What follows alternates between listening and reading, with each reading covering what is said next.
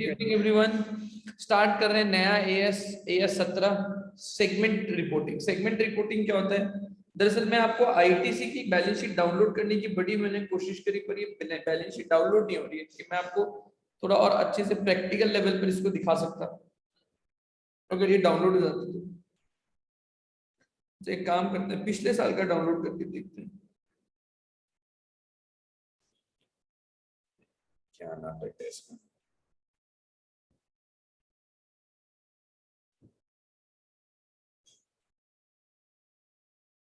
To 2021 का download करके देखते हैं ये होता है क्या। खैर नहीं होना, छोड़ो।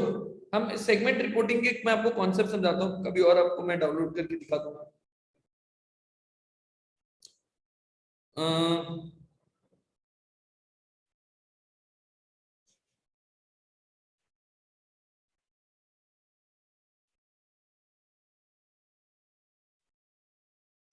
वैसे आप लोग को पता है, आप लोग का डेट आ चुका है एग्जाम का। क्या आपने ये खुशखबरी सुनी?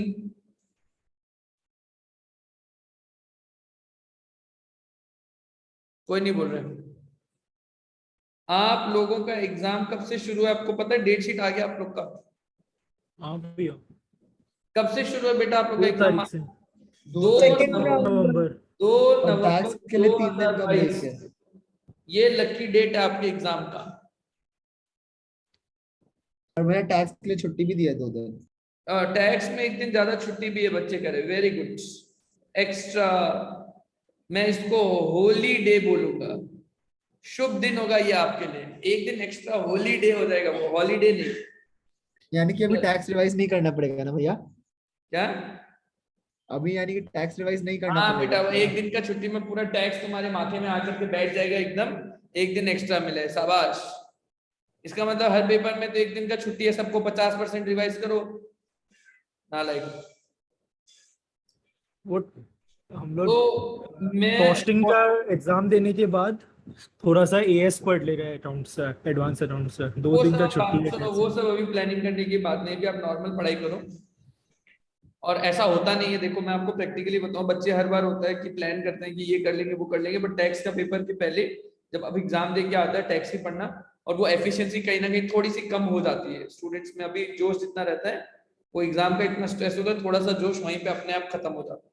खैर मैं ऑनेस्टली स्पीकिंग मैं मिड ऑफ नवंबर के हिसाब में था कि आपका एग्जाम पर मिड नवंबर मिलेगा, तो मैं मेरे कैलकुलेशन के हिसाब से 1 हफ्ता आपका एग्जाम जल्दी पड़ गया।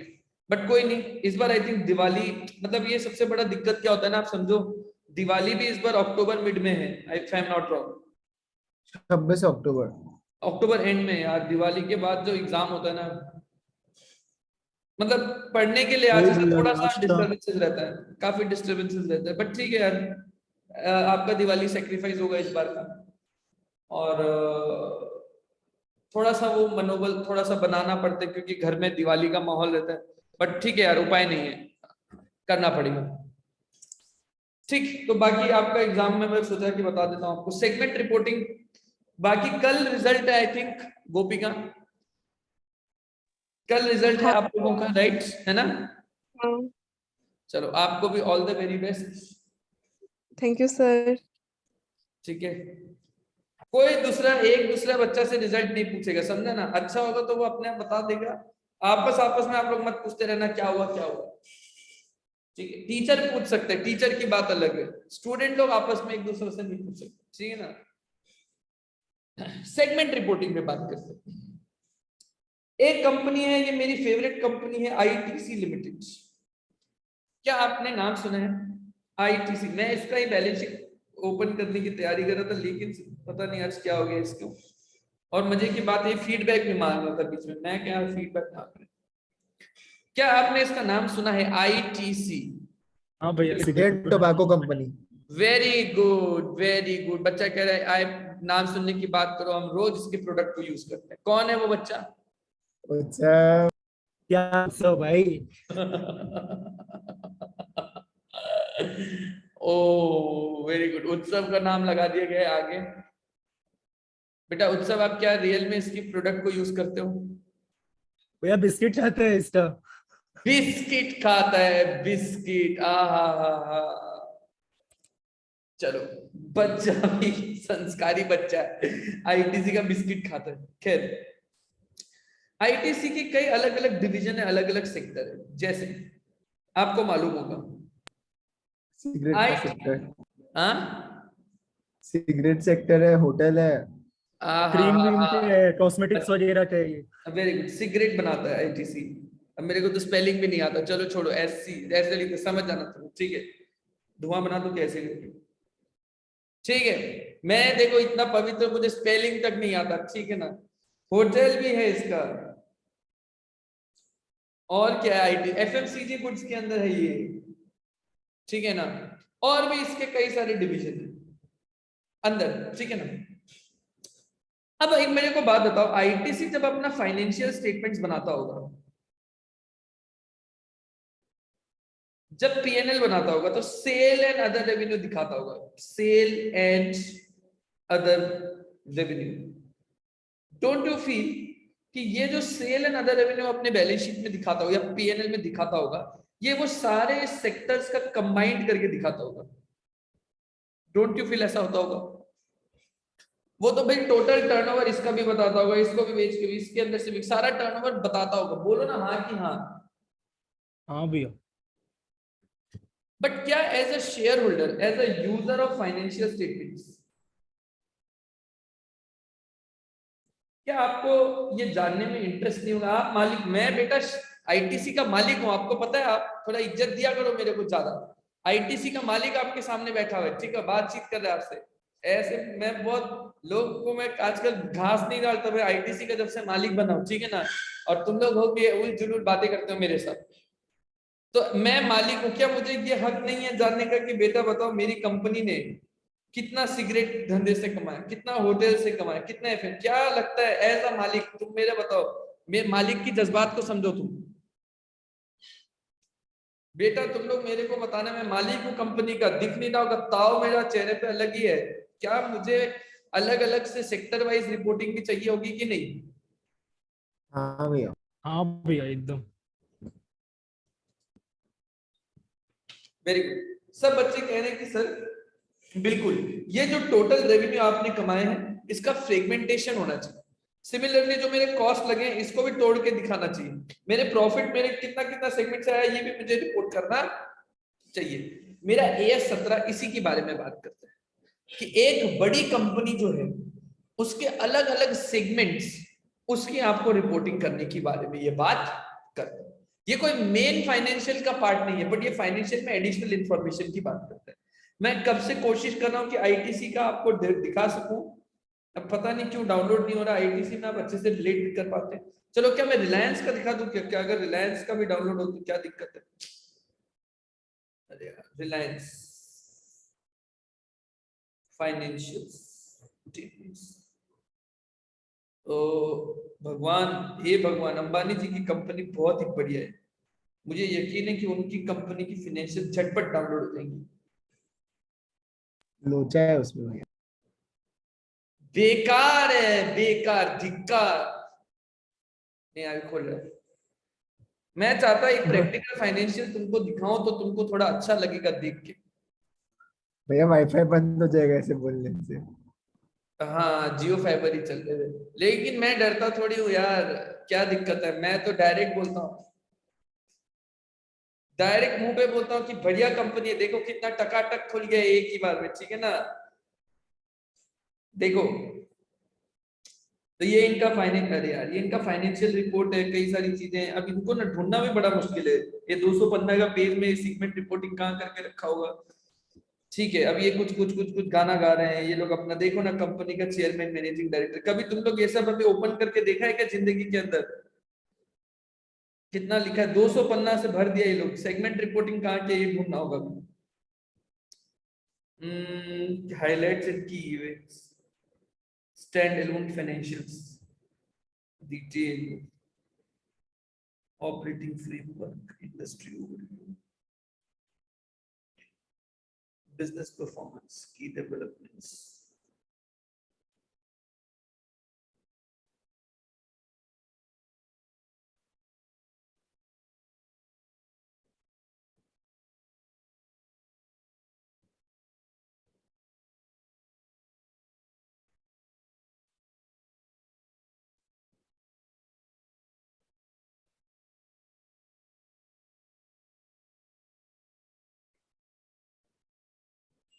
ये देखो, एक तो मुझे दिखा कि इनकी कंपनी के अंदर, ये देखो जियो का है, उसके बाद मीडिया एंड एंटरटेनमेंट का बता रहा है ये लोग, ठीक है ना, कि इसके अंदर हमने इतना रेवेन्यू कमाया, इतना हमारा earning before interest tax depreciation and amortisation ये था, और ये सारी इसके बारे में सेगमेंट के बारे में बता रहे हैं। ऐसे करके ये लोग हर एक सेगमेंट के बारे में अपना रिपोर्ट करते हैं, ठीक है ना। जियो स्टूडियोज है, फिर ये देखो मीडिया का ये ऑयल टू केमिकल, देखो इस ऑयल टू केमिकल सेक्टर से हमने कितना कितना कमाया, इतना रेवेन्यू है, इतना परफॉर्मेंस हमारी है। ऐसे करके ये लोग सब ना अपना अलग अलग सेक्टर से बताते हैं कि हम लोग इससे कितना कमाया, इससे देख रहे तुम लोग, इससे कितना कमाया, उससे कितना कमाया, ऑयल एंड गैस एक्सप्लोरेशन से कितना कमाया, ये देखो।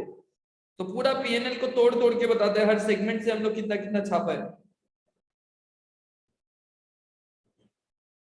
अब इतना रंग बिरंगा रिपोर्ट है, थोड़ा सा तुम लोग भी मेहनत करना, ऊपर ऊपर से देखा कि नहीं तुम लोग, बोलो समझ में आया क्या? रिलायंस क्या करता है? रिलायंस इंडस्ट्रीज लिमिटेड बेटा 280 सब्सिडरी का समूह है, तो वो सब तोड़ ताड़ के बताते हैं कि बेटा हमारा रिलायंस इंडस्ट्रीज लिमिटेड कितना काम करता है। ये कहता है मीडिया में भी है, ठीक है, वायाकॉम इनका कंपनी है, फिर उसके बाद इन्होंने ऑयल गैस एक्सप्लोरेशन का भी बताया। ऐसे ऐसे करके सारा डिवीजन पढ़ो 200 पेज का, तो तुमको पूरा पता चल जाएगा रिलायंस इंडस्ट्री क्या क्या धंधा करता है, ठीक है ना। तो समझा कि नहीं? क्या मतलब तुम लोग को समझा कि नहीं? सेगमेंट रिपोर्टिंग मतलब क्या, कि रिलायंस इंडस्ट्रीज का जो नेट पीएनएल है या नेट सेल है या नेट कॉस्ट है, ये टोटल सेगमेंट में बांट देगा, कितना कितना सेगमेंट है, बोलो समझा कि नहीं। इसी ये एएस हमको बताएगा कि कैसे इसका मुनीमगिरी होगा, मतलब कैसे इसको डिस्क्लोज करना होगा, समझा? पहले बताओ ये क्लियर है कि नहीं? हाँ भैया। हाँ भैया। Very good. क्या ये एएस थ्योरेटिकल है कि इसके अंदर आपको कोई न्यूमेरिकल मिलेगा? मेरा बात सुनो बेटा, ये थ्योरेटिकल है। क्यों थ्योरेटिकल है? क्योंकि इसके अंदर कोई आपको अलग से कोई जर्नल एंट्री पास करनी नहीं होगी, इसका कोई अकाउंटिंग नहीं होगा। ये सिर्फ एएस कौन सा है? ये सिर्फ डिस्क्लोजर का एएस है। ओ, इसका मतलब यहां पर कोई नया जर्नल पास नहीं करना, ये एग्जिस्टिंग पीएनएल सेल कॉस्ट को आपको तोड़ ताड़ के दिखाना होगा। तो ये क्या है? ये सिर्फ डिस्क्लोजर बेस्ड एएस है, ये डिस्क्लोजर बेस्ड एएस है। और जो बेसिकली डिस्क्लोजर बेस्ड एएस होते हैं वो सिर्फ थ्योरेटिकल बातें करते हैं कि बेटा इसको ऐसे तोड़ के दिखाना, ऐसे तोड़ के दिखाना, वैसे दिखाना, ऐसे, ठीक है ना। अच्छा भैया, एक चीज पूछना था इसमें। बोलो ना। आज जैसे हम लोग अकाउंट्स का टेस्ट हुआ, तो एएस का हम लोग को लिखना पड़ेगा कि ये एएस ये वाला स्टेट करता है, मतलब एएस का नंबर। हाँ बिल्कुल लिखना होगा। ये जैसे कोई अगर जैसे इतना सारा एएस है, किसी का नंबर भूल गया तो 24 में से। अगर भूल गया तो फिर उपाय नहीं, आप एएस ही लिखना। बट ना इंटर लेवल पर एटलीस्ट इट इज एक्सपेक्टेड कि आपको एएस का नंबर तो मालूम होना चाहिए।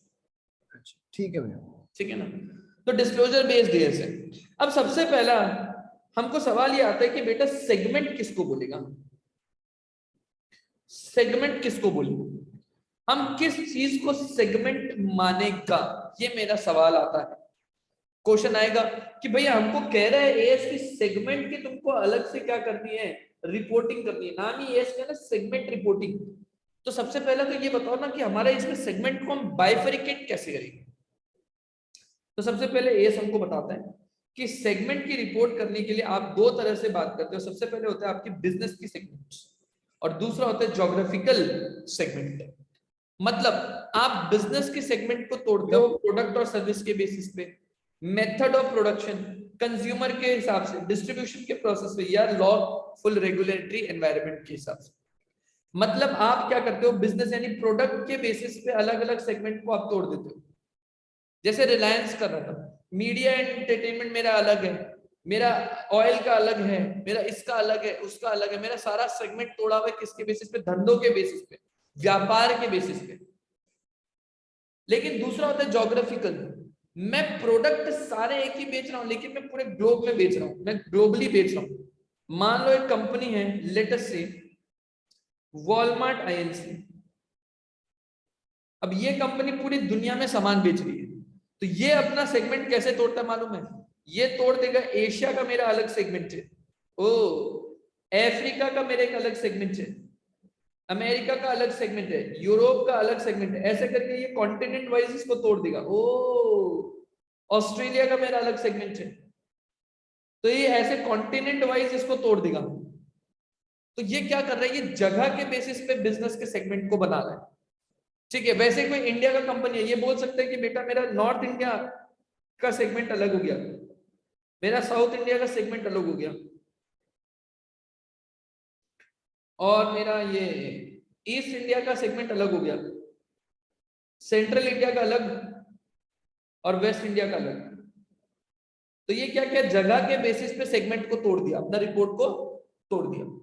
हमारा एएस क्या बोलता है मालूम है? हमारा एएस बोलता है कि आपको अपना डिस्क्लोजर दोनों तरह से करना होगा, मतलब आपको बिजनेस वाइज भी तोड़ ताड़ के बताना होगा और ज्योग्राफिकली भी तोड़ ताड़ के बताना होगा। ओ, दोनों तरह से तोड़ ताड़ के बताना कि बिजनेस आप जो है बिजनेस वाइज कितना कितना रेवेन्यू कमाया, और ये बिजनेस आप अगर इंडिया में कर रहे हो तो इंडिया के अलग अलग रीजन से कैसे कमाया, और अगर आप ग्लोबली कर रहे हो तो अलग अलग देश में आपने कितना कमाया। तो आपको दोनों नोट करना होगा। लेकिन मेरा एएस एक आपको रिलैक्सेशन देता है, मतलब मेरा एएस बोलता है कि इन दोनों में से आपका एक को आप बना लो प्राइमरी, एक को बना लो सेकेंडरी। ओ, एक को बना लो प्राइमरी, एक को बना लो सेकेंडरी। मतलब मान लो एंटिटी बोला कि हम बिजनेस वाला को प्राइमरीली रिपोर्ट करेगा, इसको हम प्राइमरी रिपोर्टिंग करेगा इसका, तो ऑटोमेटिकली हम लोग इसका क्या करेगा, सेकेंडरी रिपोर्टिंग। बेटा प्राइमरी रिपोर्टिंग में मोटा मोटा 7 बातों का डिस्क्लोजर होता है, 7 बातों का डिस्क्लोजर होता है, 7 बातों का डिस्क्लोजर होता है, और सेकेंडरी रिपोर्टिंग में मोटा मोटा 3 बातों का डिस्क्लोजर होता है। ओ, तो यहां पर डिस्क्लोजर दोनों तरह से करना होगा, धंधे वाइज कितना कितना कमाया और एरिया वाइज कितना कितना कमाया। बट बिजनेस में ज्यादा डिटेल्ड, जो आपका प्राइमरी है उसमें ज्यादा डिटेल से रिपोर्टिंग होता है और सेकेंडरी में कम डिटेलिंग रिपोर्ट होता है। सर ये प्राइमरी और सेकेंडरी क्या होता है बताएंगे कि क्राइटेरिया क्या क्या 7 बातें रिपोर्ट होती है, 3। मैं आपको सिर्फ अभी ओवरव्यू दे रहा हूँ, ठीक है। सर अगर मैनेजमेंट चाहे तो क्या मैनेजमेंट इसको सेकेंडरी बना सकता है कि हम इसको सेकेंडरी रिपोर्टिंग करेंगे और इसको प्राइमरी करेंगे? बिल्कुल, मैनेजमेंट ऐसा भी कर सकता है, मैनेजमेंट ऐसा भी कर सकता है। उस केस में इससे रिलेटेड वो 7 बातें डिस्क्लोजर होंगी और इससे रिलेटेड सिर्फ 3 बातें डिस्क्लोजर होंगी। तो ये मैनेजमेंट का चॉइस होता है, ये मैनेजमेंट का चॉइस होता है कि हम प्राइमरी किसको बनाएंगे और सेकेंडरी किसको बनाएंगे। पहले बताओ यहां तक ठीक है? एक एक बच्चा का रिप्लाई चाहिए हमको। हाँ भैया, हाँ भैया हम सर। आपको आईटीसी का हाँ भैया। फाइनेंशियल्स भेजा है हाँ टेलीग्राम भैया। में, चेक करना ना। एक आईटीसी का कोई बच्चा कह रहा है कि हम डाउनलोड करके भेजा है, देख चलो हाँ। बेटा।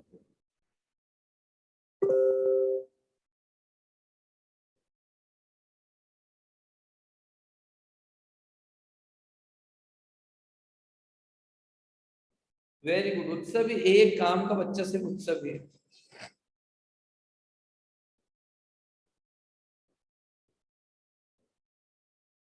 चलो ये जब तक 2 घंटा लगा के डाउनलोड होता है हम आगे के डिस्कशन शुरू करते हैं, ठीक है ना। मैं क्या बोला था? प्राइमरी और सेकेंडरी। प्राइमरी और सेकेंडरी, तो मैंने आपको कहा कि ये कस्टमर के लोकेशन या एसेट के लोकेशन के ऊपर आप इसको बोलते हैं। एसेट का लोकेशन मतलब मेरा एसेट किधर किधर बटा हुआ है, मेरा टोटल एसेट का उसके बेसिस पे भी करते हैं जनरली, लेकिन एक कस्टमर के लोकेशन पे। क्या आपको इंटरेस्टिंग चीज मालूम है? मैकडोनल्ड्स जो है वो जनरली ज्योग्राफिकली आपका बिजनेस सेगमेंट को टारगेट करता है। मतलब मैकडोनल्ड का जो इंडिया का मेन्यू है ना, वो आप मैकडोनल्ड बाहर का मेन्यू से कंपेयर करो वो अलग होगा। कोई एक्सपीरियंस नहीं है? जैसे मैकडोनल्ड इंडिया के मेन्यू को आप देखोगे तो मैकडोनल्ड इंडिया में महाराजा आलू टिक्की बनाता है, ऐसा कुछ बर्गर का नाम है उसका। पर आप ये सिर्फ इंडिया में बनता है, ये बाहर नहीं बनता। वो क्या करता है, हर एरिया को ज्योग्राफिकली वो कस्टमर को टारगेट करता है कि इंडिया में लोग आलू टिक्की बर्गर खाना ज्यादा पसंद करेंगे। अब सिंगापुर में आप ये आलू टिक्की बर्गर खिलाओगे तो वो लोग बोलेंगे कि क्या खिला रहे हो उनको। आई थिंक इंडिया के अंदर उनका एक इकलौता शायद आउटलेट है जो प्योर वेजिटेरियन फूड, मतलब वेजिटेरियन फूड भी ऑफर करता है। कई ऐसे देश और प्रांत है जहां मैकडोनल्ड सिर्फ और सिर्फ नॉन वेज ऑफर करता है। कोई एक्सपीरियंस किया होगा तो बताना। मैकडोनल्ड का मेन्यू हर देश के हिसाब से बनता है अपना अपना। हाँ भैया, हाँ बाहर में मैक भैया, आलू टिक्की नहीं मिलता है। हाँ अभी हाँ, मैं थाईलैंड गई थी, वहां पे तो खाली नॉन वेज, वेजिटेरियन कुछ भी नहीं है मैकडोनल्ड्स वेरी में। गुड, मेरे साथ ही लोग एग्री करें, थैंक यू वेरी मच। तो मैकडोनल्ड का स्ट्रेटेजी है कि मेरा बिजनेस क्या है, हर जगह के लोगों के स्वाद के अनुसार मैं प्रोडक्ट को बेचूंगा। तो मैकडोनल्ड एक ऐसा बिजनेस है, अगर मैं मैकडोनल्ड की रिपोर्टिंग करूं और मुझे मैकडोनल्ड का डायरेक्टर बना दिया जाए तो मैं कहूंगा कि भाई तुम्हारे लिए ज्योग्राफिकल सेगमेंट प्राइमरी आना चाहिए। और बिजनेस तुम्हारा सेकेंडरी आना चाहिए, क्योंकि तुम अगर सेल्स में खराब कर रहे हो तो मुझे ये पता चलना चाहिए कि तुम्हारा कौन सा एरिया में तुम खराब कर रहे हो, और उसका मेन्यू हम उसी हिसाब से चेंज करेंगे। तो ऐसा हम डिटरमाइन करते हैं। वैसे तो नॉर्मली बिजनेस सेगमेंट ही प्राइमरी होता है, वैसे तो सारा चीज बिजनेस के हिसाब से होना चाहिए। ये 99% केस में ये प्राइमरी होता है, 99% केस में, और ये सेकेंडरी होता है। लेकिन एक ऐसा एग्जांपल मैंने आपको दिया मैकडॉनल्ड का, कि वहां पर मैं अगर मैनेजमेंट होता तो भाई मैं बोलता कि तुम ज्योग्राफिकल को प्राइमरी करो, क्योंकि तुम्हारा धंधा ज्योग्राफी के हिसाब से मेन्यू टारगेट करता है, ज्योग्राफी के हिसाब से अपनी रेवेन्यू और सेल, यानी तुम्हारा टॉप लाइन ज्योग्राफी के हिसाब से बेस्ड है, तो तुम्हारा लिए प्राइमरी रिपोर्टिंग होना चाहिए ज्योग्राफिकल सेगमेंट। ठीक है सर। भैया ये जो और क्या बोल रहे हैं? दिल्ली का इंटरनेशनल एयरपोर्ट जो है हम्म। उसमें भी मैकडॉनल्ड जो है बाहर वाला है, उसमें मैकालुटी की नहीं मिलता है। अच्छा, वेरी गुड। तो कह रहे हैं कि इंडिया के अंदर भी उनका अलग अलग है। जैसे दिल्ली के इंटरनेशनल एयरपोर्ट में मैंने वो दिल्ली का इंटरनेशनल एयरपोर्ट वाला एक्सपीरियंस नहीं किया, बट मुझे ये नॉलेज है कि मैकडॉनल्ड एक ऐसा चेन है, आउटलेट है, जो हर देश में अपना मेन्यू बदलता है। और शायद हो सकता है कि दूसरा भी करता हो, पर मैंने मैकडॉनल्ड के बारे में पढ़ा है ये बात, इसीलिए मैं मैकडॉनल्ड के बारे में बोल सकता हूँ। हो सकता है कि KFC और ये जितने भी MNC है, ये लोग भी अपना मेन्यू हर देश के हिसाब से अलग चलाते होंगे, but the point is McDonald के बारे में मैं श्योर हूँ, क्योंकि मैंने इसके बारे में पढ़ा है। ठीक है ना। Next, selection of segments are based on organizational chart of the entity. ठीक है, अब ये सिलेक्शन कैसे होगा, ये तो आपका ऑर्गेनाइजेशनल स्ट्रक्चर के बेसिस पे होगा। मैंने बताया प्राइमरी रिपोर्ट अगर बनती है तो उनमें 7 बातों का डिस्क्लोजर होता है, सेकेंडरी रिपोर्ट के अंदर 3 बातों का डिस्क्लोजर। अभी 7 और 3 क्या होता है अभी हम डिस्कस करेंगे। ठीक है, अगर आप प्रोडक्ट एरिया वाइज करते हो तो आपका प्राइमरी कहीं ना कहीं ज्योग्राफिकल होना चाहिए और सेकेंडरी बिजनेस होना चाहिए, जैसे मैंने मैकडॉनल्ड का एग्जांपल दिया। और आपका डोमिनेंट रिस्क प्रोडक्ट है तो आपका बिजनेस प्राइमरी होना चाहिए, ज्योग्राफिकल सेकेंडरी होना चाहिए। मजे की बात, अगर आपका दोनों का दोनों ही डोमिनेंट रिस्क है, मतलब आपका सेल जगह के हिसाब से भी इफेक्ट होता है, प्रोडक्ट के हिसाब से भी इफेक्ट होता है, तो उस केस के अंदर आपको दोनों को ही प्राइमरी बनाना होगा, यानी 7 बातें आपको दोनों की देनी। और अगर कुछ भी नहीं पता कर पाते हो तो हमेशा ये मान लेते हैं कि प्रोडक्ट बिजनेस हमेशा आपका प्राइमरी है और ज्योग्राफिकल सेकेंडरी, ये अजम्पशन होता है। मैं आपको एक और एग्जांपल देता हूं, नेस्ले। नेस्ले एक ऐसा कंपनी है जो अगेन अपना प्रोडक्ट, उसका डोमिनेंट रिस्क प्रोडक्ट है। क्यों मालूम है? बीच में अगर आपको ध्यान आएगा, मतलब खास करके आप लोग ज्यादा रिलेट कर पाते हैं, नेस्ले की मैगी के ऊपर, मैगी जो उनकी प्रोडक्ट है नेस्ले की, उसके ऊपर FSSAI ने जो है पाबंदी लगा दी थी, क्योंकि ये पाया गया था कि मैगी के अंदर लेड की मात्रा अबव सेफ्टी स्टैंडर्ड्स, बहुत ज्यादा लेड की मात्रा है। तो कुछ महीनों के लिए मैगी जो है, उन्होंने क्या किया, अपना सारा जो प्रोडक्ट दिख गया था आउटलेट के अंदर, वो गए, उन्होंने मैगी के जो बनाने के तरीके उसमें परिवर्तन किया, जो भी मसाला है उसके अंदर परिवर्तन किया, सारे स्क्रैप से उसको किया, और काफी टाइम तक उसको काफी टाइम लगा, कुछ समय के लिए वो मैगी बंद था। अगर आप याद कर पाए वो दिन, जो मेस में रहते हैं वो तो ज्यादा अच्छे से रिलेट कर पाएंगे कि बीच में ये कितना, आई थिंक 2014 या 13 की बात है, पता नहीं आप लोग उस समय मैगी इतना खाते भी थे कि नहीं चाव से, बट उस समय ऐसा हुआ था कि मैगी के अंदर जो लेड की मात्रा है वो ह्यूमन कंजम्पशन से ज्यादा पाया गया था, तो ये FSSAI ने मैगी के ऊपर रोक लगा। तो नेस्ले का क्या हुआ था, पूरा सेल्स हिल गया था उसकी वजह से, क्योंकि आई थिंक उनकी 60 या 70% जो मेजर है, शायद मतलब अप्रोक्सीमेट आप ले लेना, वो मैगी के ऊपर ही आती है। तो भैया उनका डोमिनेंट रिस्क क्या है, प्रोडक्ट है। नेस्ले का मेन जो रेवेन्यू वो नेस्ले, अब नेस्ले को मैगी को हिट पहुंचते ही नेस्ले का पूरा टर्नओवर हिल गया था, ये हुआ था एक्चुअली, समझ में आया? तो उनको अपना प्राइमरी रिपोर्ट कैसे करना चाहिए उनका, क्योंकि डोमिनेंट इस प्रोडक्ट बेस्ड है, तो उनको अपना बिजनेस के हिसाब से करना चाहिए। और कोई अगर एरिया के हिसाब से, जैसे मैंने मैकडॉनल्ड का एग्जांपल लिया, तो उनको ज्योग्राफिकल करना। और किसी का दोनों दोनों है, कोई अपना बिजनेस प्रोडक्ट से भी करता है और ज्योग्राफी से भी करता है, तो उनको दोनों के बारे में 7 बातें रिपोर्ट करनी चाहिए। और अगर कोई ऐसा है सत्संगी टाइप का, पता ही नहीं चलता कि भैया मेरा प्रोडक्ट में रिस्क है कि एरिया, तो बोलते हैं कि भाई मान लो कि बिजनेस ही आपका प्राइमरी है और ये सेकेंडरी। सर क्या हम लोग दोनों को सेकेंडरी में डाल सकते हैं? नहीं, किसी एक के बारे में आपको 7 बातें और किसी एक के बारे में 3 बातें, ये तो मिनिमम होना ही पड़ेगा। आप चाहो तो दोनों के बारे में, बिजनेस और ज्योग्राफिकल दोनों के बारे में 7 पॉइंट डिस्क्लोज कर सकते हैं, ये हो सकता है। लेकिन आप ये नहीं कर सकते कि बिजनेस और ज्योग्राफिकल दोनों के बारे में 3 पॉइंट डिस्क्लोज करेगा। एक एक बच्चा हमको चैट पे रिप्लाई देगा, चैट पे चाहिए Y Y Y Y. Sir Maggi का बात करते हुए आप काहे ना वाई वाई करने लगे?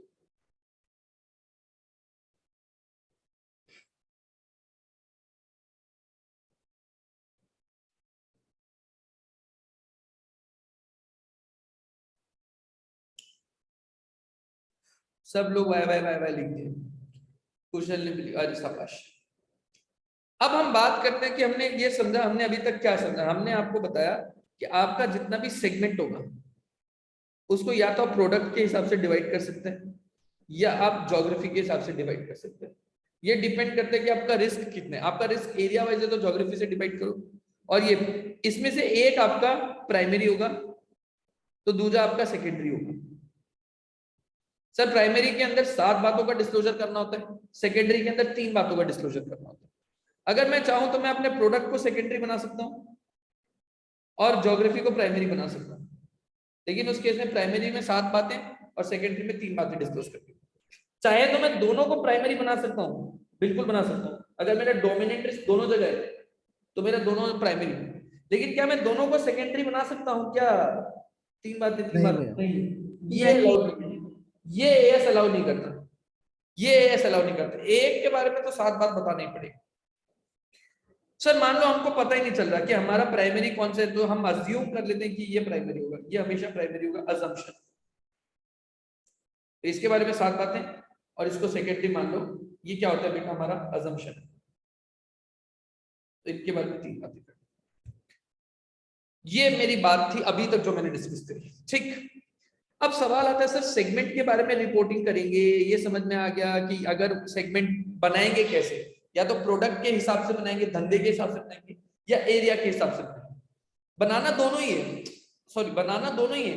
इसमें से एक आपको प्राइमरी के हिसाब से बनाना है, एक को सेकेंडरी के हिसाब से बनाना है। जो प्राइमरी बनाओगे उसकी 7 बातें, सेकेंडरी के हिसाब से 3। चाहो तो दोनों को प्राइमरी बना सकते हो, तब 7-7 बातें ही। अब सवाल ये आता है सर ये सेगमेंट किस चिड़िया का नाम है? सेगमेंट किस चिड़िया का नाम है?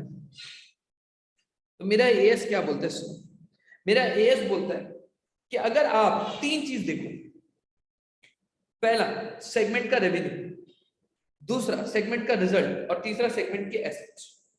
वो सेगमेंट का एसेट, रेवेन्यू और रिजल्ट, अगर सेगमेंट का रेवेन्यू टोटल रेवेन्यू से 10% या उससे ज्यादा है, टोटल रेवेन्यू, टोटल सेगमेंट के रेवेन्यू से 10% या उसके ज्यादा है, तो हम बोलेंगे कि रिपोर्टेबल सेगमेंट होगा। ये क्या होगा?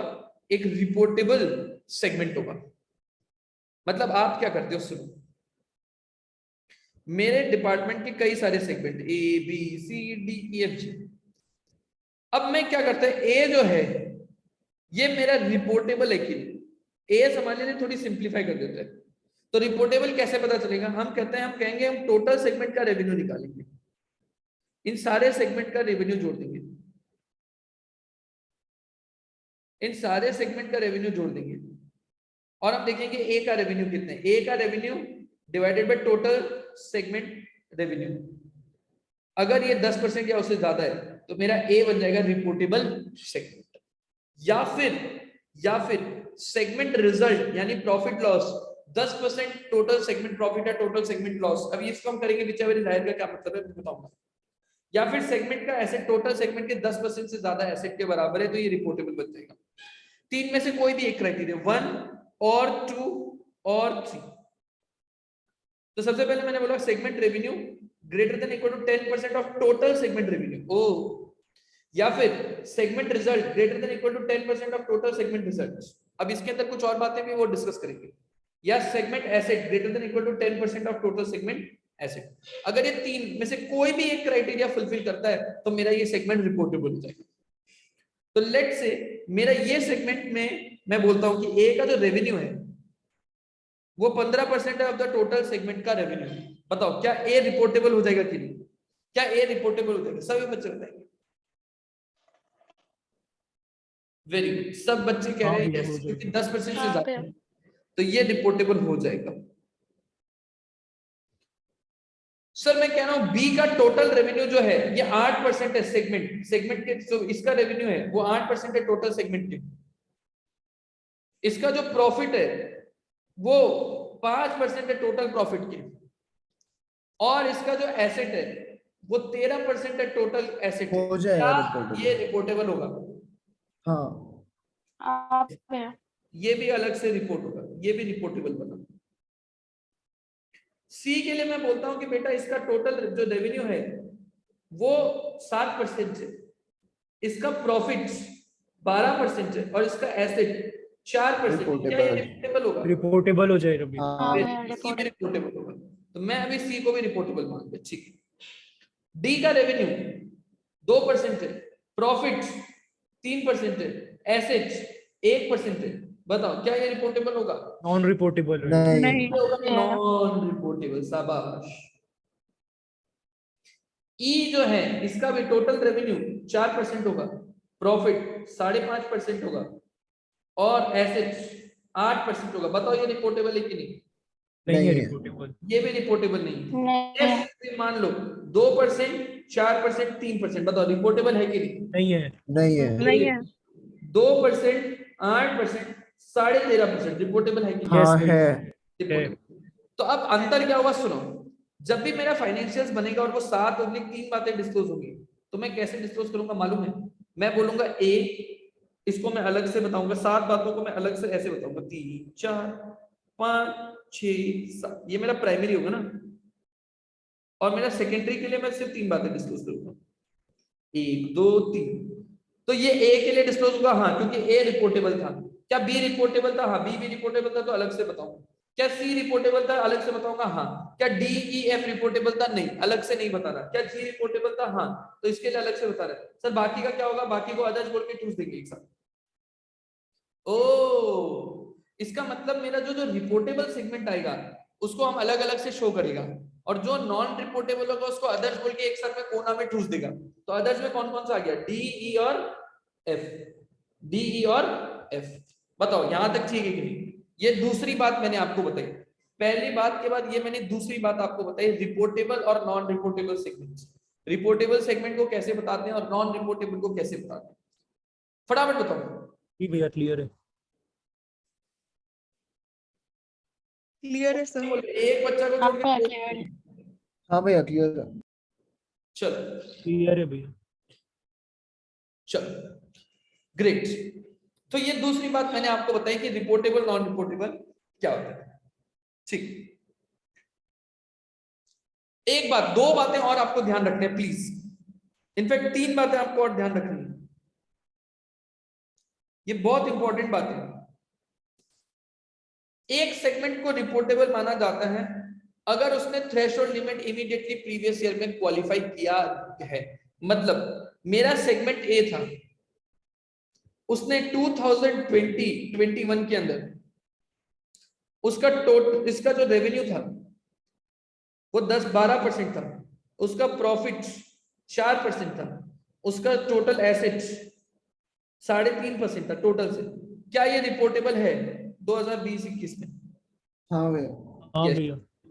2021-22 में इसका रेवेन्यू 8% हो गया, प्रॉफिट 3.5% हो गया, ये 9% हो गया। बताओ अब ये रिपोर्टेबल है क्या? हाँ भैया। नहीं अभी तक जो पढ़ा था उसमें, क्योंकि तीनों में से कोई भी 10% क्राइटेरिया फिट नहीं बैठता। इसमें नहीं हाँ। एज पर नोट 1 ये रिपोर्टेबल बन जाएगा क्या? यस, क्योंकि अगर Yes. पिछले साल रिपोर्टेबल था तो इस ईयर आपको एकदम से इसको रिपोर्ट करना ही पड़ेगा। फिर चाहे अगर पिछले साल ए जो है भले ही नॉन रिपोर्टेबल था, बट इस ईयर आपका भले ही नॉन रिपोर्टेबल बट आपको अलग से रिपोर्ट करना होगा। मतलब सपोजिंगली इस एग्जांपल में मैं आपको बोलता हूं पिछले साल डी मेरा रिपोर्टेबल था, सपोज मैं आपको ये इन्फॉर्मेशन और देता कि D was reportable in previous year, बताओ अब क्या आपका आंसर आता? उसको रिपोर्ट करना पड़ता तो है इस अब बार में। आपको यहाँ अलग से डी का भी शो करना होता और अब जी का अलग से शो होता और आपका अदर्स के अंदर ई और एफ शो होता। ओ आई होप ये समझ में आ रहा है। नोट नंबर 2 कहता है कि आपको कम से कम 75% ऑफ द टोटल रेवेन्यू का आपको रिपोर्टिंग करना पड़ेगा। 75% ऑफ द आपको टोटल एंटरप्राइज का रिपोर्टिंग करना पड़ेगा। सर मतलब क्या होगा? सर मेरे डिवीजन के अंदर ए है, बी है, सी है, डी है, ई है, एफ है। ए 60% है, बी 10-15 12% है, लेट्स से रेवेन्यू का बता दो, बाकी ये 1%, 1%, 1%, 1% ऐसा है। सर 1% इक्वेशन कैसे होगा?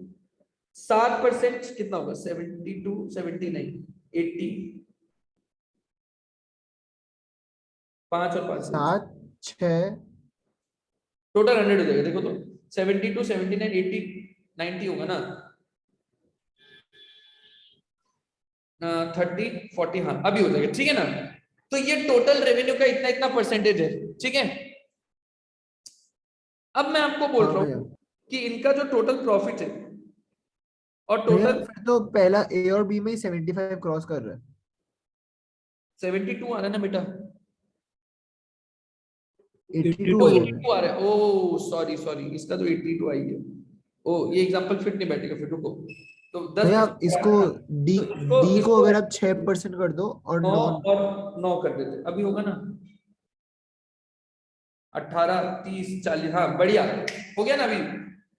हाँ भैया 18 और 30 और 40 हो गया ना अभी। तो प्रॉफिट कुछ कुछ कमा लो ना। प्रॉफिट इसका भी मान लो 80% है, इसका 15% है, और बाकी का 1, 1.5, 1 एसेट्स इसका 90% है, इसका 8% है, बाकी का 0.5, 0.5, 0.5, 0.5। बेटा बताओ, क्या अब तक जो पढ़ा उस क्राइटेरिया के हिसाब से, क्या अब तक जो पढ़ा अब तक, क्या ये रिपोर्टेबल है? 10% का क्राइटेरिया दिखता है बेटा, ए रिपोर्टेबल है क्या? हाँ भैया। हाँ भैया हाँ। बिल्कुल ए रिपोर्ट बेटा, ये थ्योरेटिकल एएस है, मैंने शुरू में बोला ये डिस्क्लोजर बेस्ड थ्योरी एएस है, ठीक है ना। तो ये मैं सोचता कि सर सब कब कराएगा, बेटा थ्योरी है तो थ्योरी की बातें करेंगे, ठीक है ना। क्या ये रिपोर्टेबल है? The answer is yes. क्या बी रिपोर्टेबल है? द आंसर इज यस, क्योंकि 10% का लिमिट ए और बी में क्रॉस है। क्या सी रिपोर्टेबल है? नो। नो। क्या डी रिपोर्टेबल है? नो। क्या ए नहीं। रिपोर्टेबल है? नो। क्या एफ रिपोर्टेबल है? नो। अब देखो मैंने जो टोटल रिपोर्टिंग करी उसमें रेवेन्यू का कितना प्रतिशत मेरा रिपोर्ट हुआ? 72% रेवेन्यू का रिपोर्ट हुआ, लेकिन मेरा एएस बोलता है मिनिमम 75% तो रिपोर्ट करना ही पड़ेगा। अब इस लिहाज से मुझे इनमें से ऐसा जो है सेगमेंट चुनना पड़ेगा जो 3% की डेफिशिएंसी को पूरा कर दे, जो 3% की डेफिशिएंसी को पूरा कर दे। तो यहाँ तो हम कोई सा भी को चूज कर सकते हैं, कोई दिक्कत नहीं। हम ई को रिपोर्ट करने के बारे में चूज किया तो हम इसको भी चूज कर सकता है। तो ये मेरा बाय कंपल्सन यस हो जाएगा, क्योंकि मुझे 75% के क्राइटेरिया को सेटिस्फाई करना पड़ेगा। तो ये कौन सी बात है? मतलब ये नेक्स्ट बिगेस्ट को नहीं करना पड़ता है क्या भैया, कोई नहीं भी नहीं कर ऐसा सकता है? नहीं है, आप at least 75% of the enterprise revenue को आप रिपोर्ट करो एज रिपोर्टेबल सेगमेंट, बाकी 25 को आप अदर्स में चूज सकते हैं, ठीक है। ठीक है भैया। उसके बाद बैलेंस सेगमेंट को जो नॉन रिपोर्टेबल है उसको कंसोलिडेट कर दिया जाएगा और अदर सेगमेंट या नॉन रिपोर्टेबल सेगमेंट का कॉलम के अंदर आपको करना होगा। मैंने बोला ना ए बी सी डी, बाकी अदर्स आ जाएगा, ठीक है। Segment can be considered reportable on choice of management. इसके अलावा अगर मैनेजमेंट खुद चाहता है, जैसे रिलायंस जब आया था तो उसने जियो को रिपोर्टेबल सेगमेंट बनाया था, मालूम है आपको। रिलायंस इंडस्ट्री आप चेक करना, रिलायंस एनर्जी उन्होंने वॉलंटरीली बोला हम जियो को डिस्क्लोज करना चाहते हैं, जबकि उसकी रिपोर्टेबल सेगमेंट की क्राइटेरिया मीट नहीं हो रही थी, क्योंकि शुरू में जब वो आया तो रेवेन्यू भी 10% नहीं था, प्रॉफिट भी 10% नहीं था और एसेट भी 10% नहीं था। लेकिन फिर भी रिलायंस के मैनेजमेंट ने बोला कि हम जानबूझ के, अगर ये मैनेजमेंट जानबूझ के इसको भी डिस्क्लोज करना चाहे, अगर मान लो मैंने ई को भी मैनेजमेंट ने कहा कि हम 75% की क्राइटेरिया मीट करने के लिए इसको भी डिस्क्लोज कर देंगे, तो बेटा अब मैंने टोटल कितना डिस्क्लोज कर दिया? अब मैंने 5% और, यानी कि मैंने मान लो 80% ऑफ द रेवेन्यू डिस्क्लोज कर दिया। क्या अब मुझे डी को रिपोर्ट करने की रिक्वायरमेंट है? द आंसर इज कोई जो एएस 17 की रिक्वायरमेंट नहीं है, एएस 17 की रिक्वायरमेंट इसको रिपोर्ट करने की नहीं है।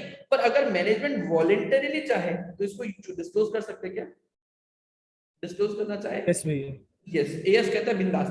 मैनेजमेंट वॉलंटरीली जितना एक्स्ट्रा डिस्क्लोज करना चाहे तुमको कोई रोकेगा नहीं, ठीक है। मैंने प्रैक्टिकली भी बताया कि रिलायंस जब आया था तो उसने जियो का अपना जो सेगमेंट है उसकी डिस्क्लोजर करी थी, डिस्पाइट द फैक्ट कि वो उस समय कुछ ना तो रेवेन्यू था ना एसेट था ना कुछ था, ठीक है ना।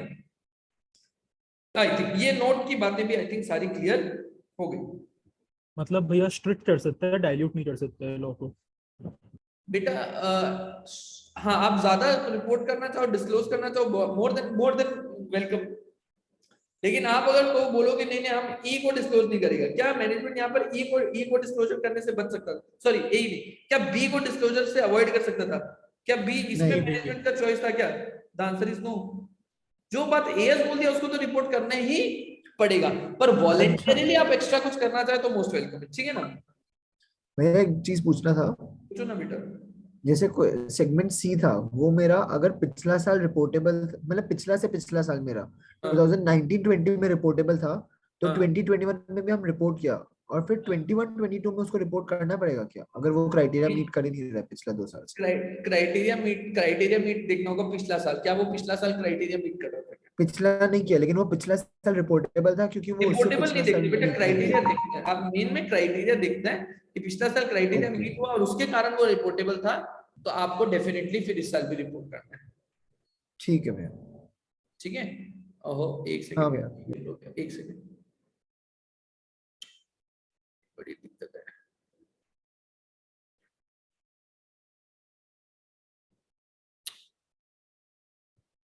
एक सेकंड में डिस्कनेक्ट हो गई, अब आ गया होगा, ठीक है?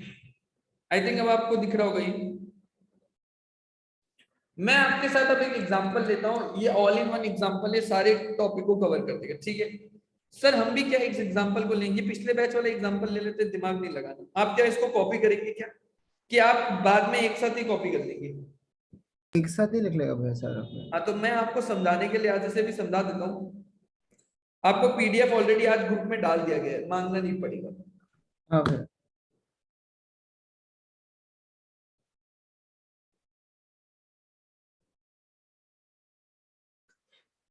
तो एम लिमिटेड के 3 भैया आपका डिवीजन है। स्क्रीन लैग बहुत हो रहा है, थोड़ा सा वेट करो ना। लैग हो रहा है स्क्रीन लैग बहुत हो रहा है। बेटा, लैग हो रहा है मेरा स्क्रीन? हाँ सही, मेरे को तो सही आ रहा है भैया। नहीं अब ठीक बेटा, है, अब ठीक है। आपका नेट, क्योंकि मैं भी 2 लैपटॉप में एक साथ लगा के रखता हूँ सो दैट मुझे पता चले कुछ ऐसा हो तो। बेटा आपके यहाँ पे कुछ दिक्कत है, आप नेट कनेक्शन देखो एक बार, ठीक है भैया, ठीक है। ठीक है? अब मान लो एग्जाम में सवाल कैसे आते हैं आपको, ठीक है? मैं डायरेक्ट आपको मटेरियल का एक सवाल कॉपी करके दे रहा हूँ और मैं आपको पूरा दिखाता हूँ, बाकी आप मटेरियल का सवाल इसमें आराम से कर सकोगे, ठीक है? फिर जाते जाते आपका AS7 का क्वेरी भी ले लेंगे, तो हमारा डिस्कशन खत्म हो जाएगा, सेगमेंट रिपोर्टिंग पे डिस्कशन खत्म हो जाएगा, ठीक है? डिवीजन ए की आपको सेल्स की फिगर दी गई कि ABC पहले तो 3 डिवीजन है, और इसने कहा कि हम बी को सेल करते हैं, हम बाकी घरेलू सेल्स करते हैं और कुछ एक्सपोर्ट भी करते हैं, तो 3050 की हम जो है बी को सेल करते हैं, हम अदर्स को सेल करते हैं 60, हम एक्सपोर्ट करते हैं 4090 की, टोटल 7200 का होता है। डिवीजन बी सी को सेल करता है इंटर डिवीजन 30 की, और बाकी यूरोप में सेल करता है 200 की, और अमेरिका में सेल होता है 180 की। इससे रिलेटेड आपको दिया गया ऑपरेटिंग प्रॉफिट और लॉस बिफोर टैक्स इतना इतना इतना है, रीएलोकेटेड कॉस्ट फ्रॉम हेड ऑफिस इतना इतना इतना है, इंटरेस्ट का खर्चा कुछ है, फिक्स एसेट का खर्चा कुछ है, नेट करंट एसेट है, लॉन्ग टर्म लायबिलिटी, और आपको सेगमेंट की रिपोर्टिंग बनाना है। अब सवाल ये आता है कि सर एक बार हमको बताओ ना कि ये 7 बातें जो आप बोल रहे थे क्या क्या डिस्क्लोज होगा प्राइमरी रिपोर्ट के अंदर, जो 7 बातें डिस्क्लोज होती है वो क्या क्या होती है? तो मैं आपको बताता हूँ। पहला, आपको हर सेगमेंट का रेवेन्यू देना होता है, वो भी इंटरनल और एक्सटर्नल। सर इंटरनल और एक्सटर्नल मतलब, इंटरनल मतलब घरेलू सेल कितना किया, ए से बी में कितना ट्रांसफर किया, ए से सी में कितना, आपस का सेगमेंट में कितना ट्रांसफर किया, ठीक है? इनकम टैक्स वाले इसको ट्रांसफर प्राइसिंग बोलते हैं, कॉस्टिंग में भी ट्रांसफर प्राइसिंग बोलते हैं, कि अपने अपने डिपार्टमेंट में कितना कितना सेल किया, और एक्सटर्नली बाहर कितना कस्टमर को सेल किया। उसके अलावा दूसरा, सेगमेंट के रिजल्ट्स प्रॉफिट लॉस आपको डिक्लेयर करना होता है। इसके अलावा सेगमेंट की एसेट, सेगमेंट की लायबिलिटी, सेगमेंट का कैपिटल एक्सपेंसेस, कैपेक्स कितना किया आपने, डेप्रिसिएशन और non cash other than depreciation. तो बेसिकली 7 बातें होती हैं। देखो P&L की 2 बातें, रेवेन्यू रिजल्ट, ठीक है? बैलेंस शीट की 2 बातें, एसेट लायबिलिटी। उसके अलावा केपेक्स आपने कितना किया, नॉन कैश, जिसमें डेप्रिसिएशन और अदर देन डेप्रिसिएशन, ये सारी 7 बातें डिस्क्लोज करनी। जबकि सेकेंडरी रिपोर्ट में आपको सिर्फ सेगमेंट की रेवेन्यू, कितना केपेक्स किया है और कितना एसेट, सिर्फ 3 बातें डिस्क्लोज करनी है। ओ, इसका एक रिपोर्ट बनता है, उसका फॉर्मेट अभी हम देखेंगे कैसे बनता है, ठीक है? अब मैं आपको रिपोर्ट का फॉर्मेट बना के दिखाऊंगा। मैं आपको एक छू करके दिखाता हूं, बाकी आप मेरे हिसाब से पूरा कर लेंगे, ठीक है ना। कुछ नहीं करना, आपने सिर्फ देखना है, हम सॉल्यूशन करके बता रहे हैं, आपने सिर्फ आराम से इसको देखना है और समझना है। हम स्टेप 1 में क्या करते हैं, हमेशा हम स्टेप 1 में क्या करते हैं, हम स्टेप 1 में सिलेक्शन करते हैं ऑफ रिपोर्टेबल सेगमेंट्स।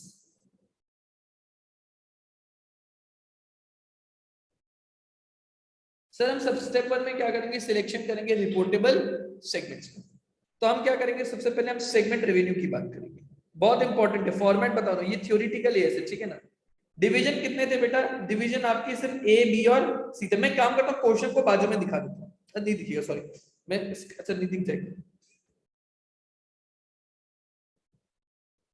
क्या आपको दोनों दिख रहा है क्या स्क्रीन? हाँ भैया। क्या आपको क्वेश्चन और ये दोनों दिख रहे हैं? हाँ सर। चलो मैं आपको थोड़ा छोटा छोटा दिख सकता है, मैं आपको कोशिश करूंगा सब चीज एक से एक दिखाने की, यहाँ से, ठीक है ना। ए बी सी टोटल, ठीक है। तो बेटा बताओ सेगमेंट का रेवेन्यू, सेगमेंट का रेवेन्यू, ए का टोटल रेवेन्यू कितना है बेटा बताओ, ए का टोटल रेवेन्यू कितना है? क्या ए का टोटल रेवेन्यू 7200 है? 7200 दिख रहा है मेरे को, बोलो ना हाँ की ना। हाँ भैया हाँ। हाँ भैया। हाँ क्या सर। बी का टोटल रेवेन्यू मेरे को 230 दिख रहा है? हाँ भैया। हाँ सी का हाँ टोटल भैया। रेवेन्यू 180 दिख रहे है ना। हाँ हाँ भैया। तीनों को जोड़ेंगे तो कितना आएगा? 7,610। 7,610 बोला जा रहा है मेरे को। अब बेटा परसेंटेज निकालना है, कितना परसेंटेज होगा, बोलो ना, कोई मुश्किल काम है क्या, ये बच्चों वाला काम है। 7200 डिवाइडेड बाय 7610 परसेंटेज, कैलकुलेटर पे मारो, 7200 डिवाइडेड बाय 7610 94.61%। तो 94.61%। बताओ ये क्या वाहियात काम करा रहा हूं मैं आपको, बोलो। बी, बी का बोलो। 3.02%। सी का बोलो।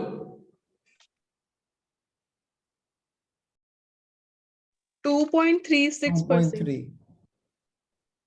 क्या ये टोटल मिला के 100 हो रहा है क्या, ये देखो 0.1 का हाँ। परसेंट आ रहा है, मतलब 99.99 बढ़ रहे, पर ठीक है यार, ठीक है, वो राउंडिंग ऑफ में 1-2% 0.01% चलता है, ठीक है ना, कहीं राउंडिंग ऑफ की दिक्कत हुई, ठीक है कोई बात नहीं।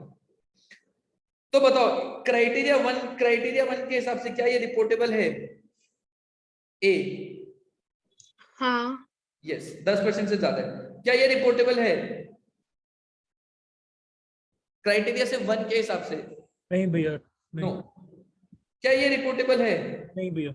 नहीं भैया। ठीक है। अब हम सेगमेंट्स रिजल्ट की बात करेंगे। बताओ सेगमेंट रिजल्ट ये रहा, प्रॉफिट और लॉस दिया हुआ है, देखो ए का कितना 160,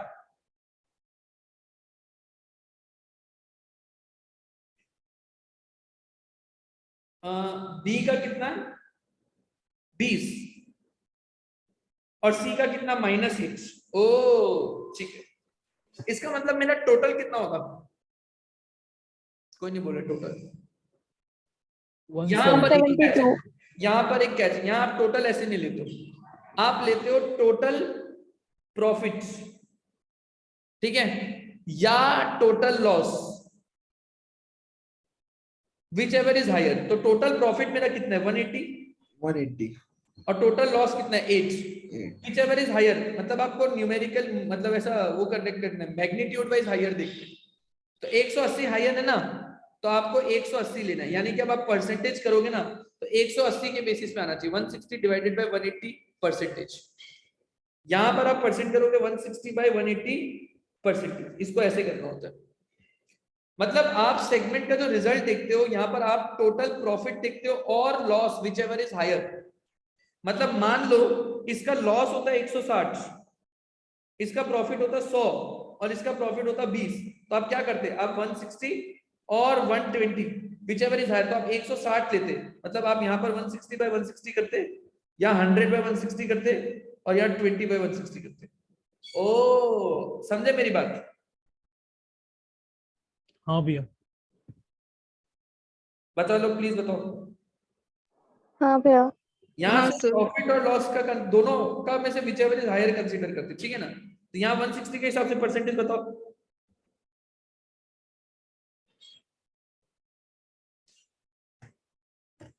भैया लेकिन तब तो अपना परसेंटेज टोटल अगर करेगा तो 100% से ज्यादा आ जाएगा। हाँ कोई बात नहीं, ये वाला के अंदर आ सकता है। अच्छा ठीक है भैया। कितना, कोई नहीं बोल रहा परसेंटेज, नहीं बोला 160/180, कोई नहीं बोल रहा परसेंटेज जिंदगी में। 88.88%। इसका बताओ 20/180,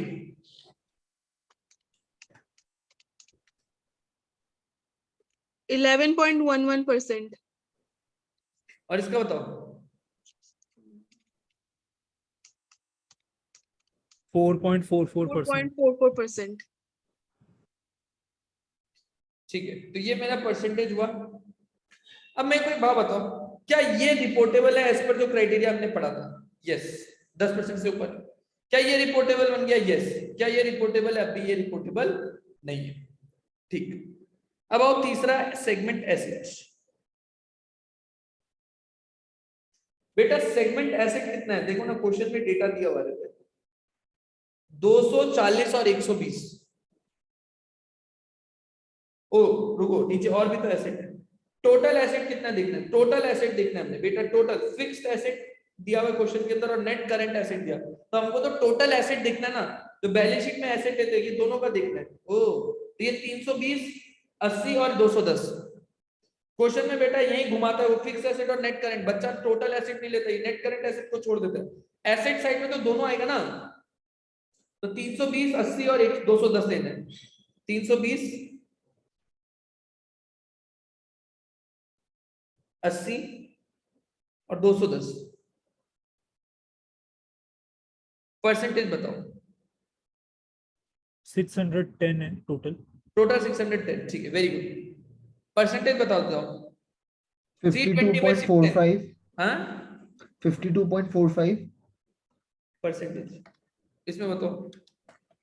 13.11 और 34.42. तीनों रिपोर्टेबल है। तो तीनों यहाँ report. पर ये तीनों 10% से ज्यादा है तो वैसे रिपोर्टेबल। एक ने सारा क्राइटेरिया सेटिस्फाई किया तो ऑल आर रिपोर्टेबल सेगमेंट्स। तो रिपोर्टेबल सेगमेंट कौन कौन से हो गया? ए बी सी। आई होप ये वाला हो गया, ऑल सेगमेंट्स आर रिपोर्टेबल। बेटा एग्जाम में ऐसे ही सवाल आता है, ऐसे ही घिसा पिटा सवाल आता है, बोलो ना समझा कि नहीं? पहले तो ये निकलवाएगा आपसे, बोलो। हाँ क्लियर है भैया। भैया? समझ गया भैया। उसके बाद आपसे दूसरा जो काम करा सकता है वो आपसे सेगमेंट रिपोर्ट बना सकते हैं। स्टेप 2, सेगमेंट का रिपोर्ट बनाना। मैंने एक एग्जांपल में डाल दिया, सेगमेंट का रिपोर्ट बनाना। तो मैं एक काम करता हूं, प्राइमरी बनाता हूं पहले। अब कुछ नहीं दिया हुआ तो हम क्या मानेंगे? बिजनेस हिसाब से, बिजनेस ABC बिजनेस के हिसाब से, ठीक है। बिजनेस बोल दो, प्रोडक्ट बोल दो, एक ही बात है। ABC 3 प्रोडक्ट के हिसाब से। और मैं अदर्स का भी कॉलम बनाता हूँ, ठीक है ना। हालांकि इस केस के अंदर अदर्स कुछ होता नहीं है, पर मैं अदर्स का कॉलम भी बना के चलता हूँ, क्योंकि जो मेरे नॉन रिपोर्टेबल सेगमेंट है उसको मैं कंसोलिडेट करके कहाँ शो करता हूँ बेटा? अदर्स के अंदर। ABC अदर्स टोटल, ठीक है। तो सबसे पहली मैं सेगमेंट रिपोर्ट रेवेन्यू करूंगा। 7 बातें रिपोर्ट होती है प्राइमरी में सेगमेंट की। रेवेन्यू बताओ, ए का कितना रेवेन्यू था? ए का कितना रेवेन्यू था? देखो एक बात सुनो, एक बात सुनो। यहाँ पर हम लोग को ना 2 पार्ट में तोड़ना होता है। ये मैंने ऊपर लिखाया भी था, देखो यहाँ मैंने ऊपर लिखाया भी था कि यहाँ जो सेगमेंट रेवेन्यू में इंटरनल और एक्सटर्नल सेल्स में तोड़ना होता है। इंटरनल और एक्सटर्नल सेल्स में तोड़ना होता है, देखो ना ये रहा। तो मैं यहाँ पर ना इंटरनल और एक्सटर्नल सेल्स में तोड़ता हूँ। सर ये क्यों है? ये हमारा एएस का फॉर्मेट है सर, ठीक है ना। इंटरनल या इंटर सेगमेंट सेल और एक्सटर्नल सेल। बताओ ए का कितना है? बी को सेल किया 30 क्या मैं बोलूं ए 3050 मेरा इंटर सेगमेंट सेल है ए के लिए? हाँ भैया. हाँ भैया। और बाकी 60 + 40 यानी 4150 ये मेरा एक्सटर्नल सेल्स है। हाँ भैया ठीक है. उसके बाद बी, बी ए के कितना? 30 का इंटर सेगमेंट सेल किया, और 200 का बाहर में सेल किया। सी ने कोई इंटर सेगमेंट सेल नहीं किया, जबकि 180 का बाहर को सेल किया, और अदर्स में तो कुछ था ही, क्योंकि सारे सेगमेंट्स रिपोर्टेबल सेगमेंट्स हैं। तो इसका टोटल मारेंगे तो कितना आएगा 3080, और इसका टोटल मारेंगे तो कितना आएगा 4150 प्लस 380, कोई नहीं बता रहा है।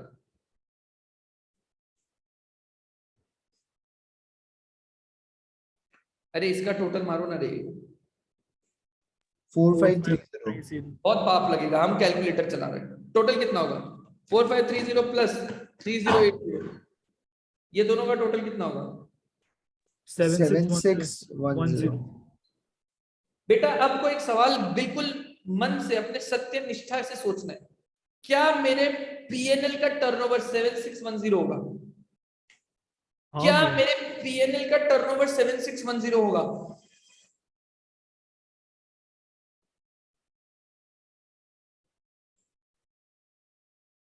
क्या मेरे पीएनएल का टर्नओवर 7610 होगा? अरे बेटा ब्रांच और वो नहीं किया क्या, डिपार्टमेंटल ब्रांच अकाउंट्स?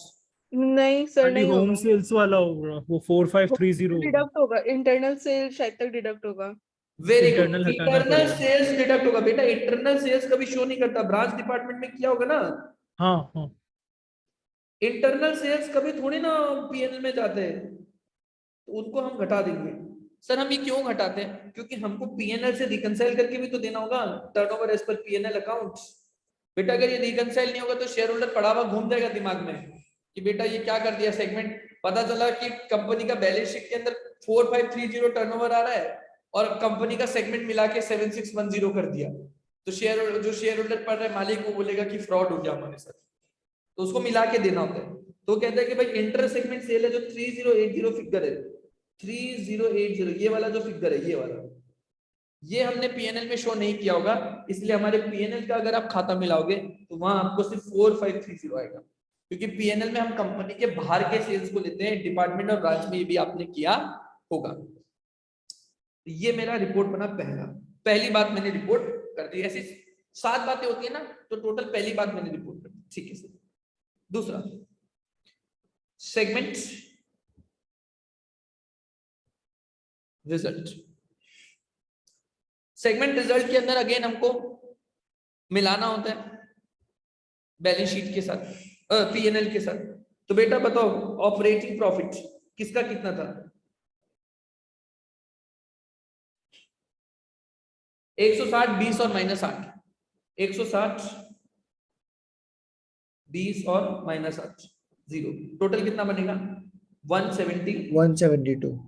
क्या ये भैया इसका ये फॉर्मेट याद करना है, सॉरी फॉर्मेट याद करने के हाँ लिए फॉर्मेट थोड़ा याद करना है, थोड़ा सा फॉर्मेट याद करना होगा, बाकी इसमें याद करने का कुछ नहीं है दोस्त, it's all common sense. Okay operating profit, अब क्या बताओ, क्या कंपनी का पीएनएल में यही ऑपरेटिंग प्रॉफिट आ रहा होगा क्या? सोच के बताओ, क्या कंपनी का पीएनएल में यही ऑपरेटिंग प्रॉफिट दिख रहा होगा कि जो कॉमन खर्चे होते हैं वो भी दिख रहे होंगे? अरे कॉस्टिंग में क्या होगा ना, डिवीजन अलग अलग से खर्चे बनाते हैं, पर जो कॉमन खर्चे हैं वो भी तो लगते हैं भैया। हाँ भैया वो माइनस होगा कि नहीं होगा? होगा। होगा अब वो भैया। कौन कौन से खर्चे देखो, वो आपको क्वेश्चन में दिया हुआ रहता है। इंटरेस्ट के खर्चे, रीएलोकेटेड कॉस्ट, हेड ऑफिस के जो खर्चे, ऐसी सारी चीजें जो आपको जो है रीएलोकेटेड कॉस्ट, इंटरेस्ट के खर्चे, टैक्स के खर्चे, ये सब कॉमन खर्चे होते हैं, ठीक है ना? सब्ट्रैक्ट करेंगे उसे। हाँ तो ये माइनस करेंगे, तो इंटरेस्ट का खर्चा कितना आएगा?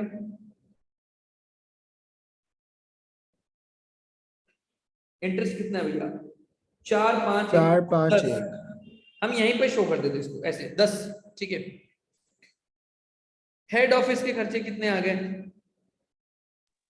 48 24 और 27 48 24 यानी 96। 96। हमारा काम सिर्फ पीएनएल से मिला के देना है और तो कुछ नहीं है। हमने खर्चे सारी माइनस कर दिए, रीएलोकेटेड कॉस्ट माइनस कर दिया, इंटरेस्ट कॉस्ट माइनस कर दिया, एसेट को तो एसेट के साथ, लाइबिलिटी को लाइबिलिटी के साथ डील करेंगे। तो मैंने क्या किया, एसेंशियली सारे खर्चे को माइनस कर दिया। इसके अलावा कुछ टैक्स के एक्सपेंस भी हो सकते थे, कुछ एक्स्ट्रा ऑर्डिनरी आइटम भी हो सकते थे, कुछ भी हो सकता था, ठीक है ना? तो हमारा होगा पैट, ये होगा एज पर पीएनएल 66 है। 66 प्लीज नोट, ये सब पीएनएल के साथ रिकंसल हमको एग्जाम में कैसे, एग्जाम में नहीं ना पता चलेगा, एग्जाम इतना ही सिंपल होगा।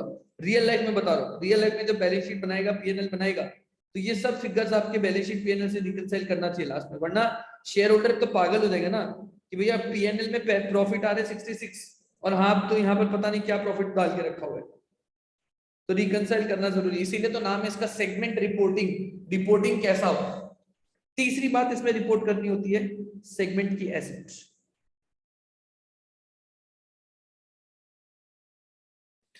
सेगमेंट की एसेट, तो सेगमेंट की एसेट के अंदर फिक्स्ड एसेट है और करंट एसेट है। कितना कितना बेटा?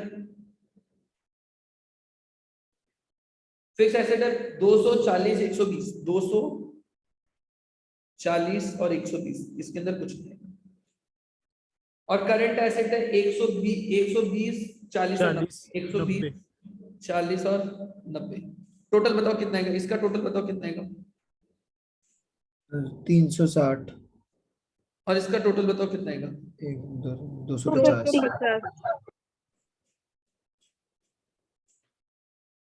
तो टोटल कितना है? 610। क्या ये बैलेंस शीट से टैली हो जाएगा मेरा? हाँ भैया। नहीं होगा। अरे बेटा हेड ऑफिस का भी तो देखो ना दिया हुआ फिगर। हेड ऑफिस का 50 का अपना एसेट है, इसका 48 का नेट करंट एसेट भी है। हाँ वो भी ऐड कर लेगा। सिंपल सा बात है। ये एक आपको ना ऐसे टेबल दिया हुआ होगा और ये बाकी ना हेड ऑफिस का डेटा दिया होगा। आपको सिर्फ ये देखना है कि रिकंसाइल कैसे करेगा इसका, ठीक है ना? तो हमको यहाँ पर हेड ऑफिस का फिक्स एसेट जोड़ना होगा।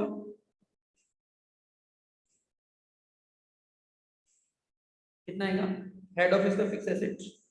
50 और 40 और हेड ऑफिस का करंट एसेट 708 हो जाएगा टोटल। 50 और 48, तो मेरा टोटल कितना आएगा? 708। तीन बात हो गया। इसके अलावा सेगमेंट एसेट के बाद सेगमेंट लायबिलिटी भी आता है। ये भी सेम ही होगा ना एसेट जैसा? तो लायबिलिटी हाँ। कितना है देखो, 20 10 और 120 है ना? हाँ भैया, और फिर लास्ट में वो एचओ ऐड कर देते हैं। बिल्कुल बिल्कुल बिल्कुल 150, समझ गया तुम लोग। प्लस हेड ऑफिस का लायबिलिटी, क्योंकि हमको 38। अल्टीमेटली तो बैलेंस शीट से रिकंसाइल कराना है। कितना है? 38। 38। 188 हो गया। 188। हमको सीधा बैलेंस शीट से रिकंसाइल करना है, इसके लिए हमको जो एक्स्ट्रा ऐड करना है वो हम करते जाएगा। कोई मुश्किल है क्या? मुश्किल है क्या? सर एक बात हम लोगों को समझ नहीं आया, ये स्टेप 1 क्यों किया था हम लोग? स्टेप 1 क्यों किया? बेटा स्टेप 1 तो ये करना है ना कि एबीसी में यहाँ पर कितना अलग से डिस्क्लोज करना है और अदर्स में कितना अलग से डिस्क्लोज करना है, इसीलिए स्टेप 1 आता है, ठीक है ना? और स्टेप 1 का उससे ज्यादा कोई काम नहीं होता। स्टेप 1 के बाद जो डेटा यहाँ दिया हुआ है बाकी तो एकदम इजी काम है। जो डेटा यहाँ दिया हुआ है उसको सजा के दूसरा रिपोर्ट में डाल दो, काम खत्म। ये कोई ऐसा कोई बहुत भारी एएस नहीं है, ये बहुत सिंपल एएस है भैया। आप तो सुबह भी नाजदेशन में कॉलेज भी ऑफ है और ऑफ था। अरे यार कल का कल बात करते हैं, कल गौतम भैया भी इवनिंग क्लास लेगा, ठीक है? वी विल डिस्कस, ठीक है? Fifth point, segment capex. क्या सेगमेंट के कैपिटल एक्सपेंसेस पे हमको कोई डेटा दिया हुआ है? कुछ नहीं दिया हुआ, बात खत्म। क्या सेगमेंट के डेप्रिसिएशन पे हमारे को कोई डेटा दिया हुआ है? नहीं दिया हुआ। जब डेटा जनरली ये सब का डेटा नहीं दिया हुआ था तो नहीं दिया हुआ था तो हम लोग डैश डैश डैश डाल देते, ठीक है? और दिया हुआ होने से इसको सजा देगा एक साथ। Segment non cash expense other than depreciation. ये हो गया मेरा प्राइमरी रिपोर्ट। अब हम स्टेप 3 में आकर के आपको क्योंकि बना ही रहे तो सेकेंडरी, एक ही क्वेश्चन में सारा कुछ बना के दिखा दिया। Segment reporting, secondary report. अब प्राइमरी में 7 बातें थी, सेकेंडरी में 3 बातें थी, ठीक है? अब हम इसको कैसे तोड़ देंगे? हम इसको अलग अलग तोड़ देंगे। आप देखो क्वेश्चन के अंदर यूरोप दिख रहा है आपको, अमेरिका दिख रहा है, डोमेस्टिक सेल दिख रहा है। यूरोप अमेरिका और डोमेस्टिक दिख रहे हैं। सेल्स अदर सेल्स होम यानी कि डोमेस्टिक सेल्स, और ये एक्सपोर्ट सेल्स है अदर्स। तो हम क्या करेंगे, हम इसके अंदर ज्योग्राफिकली तोड़ देंगे इसको, ठीक है। ये मैं ऐसे अनुमानित बता रहा हूं आपको समझाने के लिए, एग्जाम में इतना नहीं पूछते, ये मैं आपको एक क्वेश्चन के अंदर सारा समझा रहा हूं, ठीक है। तो एक हमको अमेरिका दिख रहा है, एक हमको यूरोप दिख रहा है, एक हमको डोमेस्टिक दिख रहा है, और एक हमको अदर्स दिख रहा है, और एक हमारा टोटल है। तो हमारा बेटा सेगमेंट का रेवेन्यू कितना होगा? तीन बात होता है, सेगमेंट रेवेन्यू, सेगमेंट एसेट और सेगमेंट केपेक्स। तो सेगमेंट रेवेन्यू हमको पता चलेगा कितना, अमेरिका का सेल है 180, 180, यूरोप का सेल है 200, 200, डोमेस्टिक का सेल है सिर्फ 60, 60, और बाकी अदर्स हो जाएगा 4090, 40990 4090। टोटल बताओ कितना होगा? 4530 4530। क्या ये टोटल इस टोटल के साथ मैच करेगा? हाँ, ये देखो, तो यूजर्स को क्या पता चला कि बेटा 4530 में अमेरिका से इतना गल्ला आता है, यूरोप से इतना गल्ला आता है, घर से इतना गल्ला आता है, बाकी दूसरा जगह देश विदेश में होने से इतना गल्ला आता है। सर सेगमेंट के एसेट के बारे में हमको कोई डेटा नहीं दिया, सर सेगमेंट के एसेट के बारे में हमको कोई डेटा नहीं दिया हुआ, तो अब डैश डैश डैश डैश डाल देंगे। और सेगमेंट के केपेक्स के बारे में कोई डेटा नहीं दिया, तो डैश डैश डैश। आपको एग्जाम में इतना डिटेल नहीं पूछता, मैंने एक क्वेश्चन के अंदर आपको ऑल इन वन इसलिए कराया तो आपको 360 डिग्री क्लैरिटी हो जाए।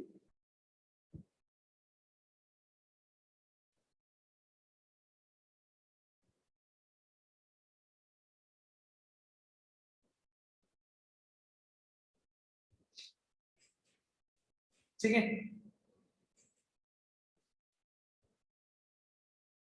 so this is my solution, step 1, step 2, step 3। I hope ये क्लियर है। हाँ भैया क्लियर है। बेटा ये कोई मुश्किल एएस है क्या कि बहुत, मतलब ये सब एएस क्या है, भगवान का प्रसाद होता है कि फॉर्मेटिंग करना है खाली, ये सब डेटा को अलग से सुंदर से फॉर्मेट बना के दिखा देना है और बात खत्म, नंबर मिल जाएंगे। हमको तो यकीन नहीं होता सर इतना इजी कोई एएस हो सकते कि लो बेटा लो।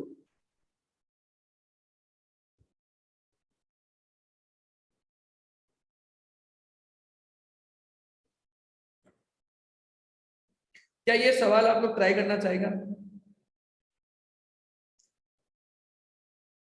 चीफ अकाउंटेंट है स्पोर्ट्स लिमिटेड का, वो कुछ ज्ञान दिया है 6 सेगमेंट्स के बारे में।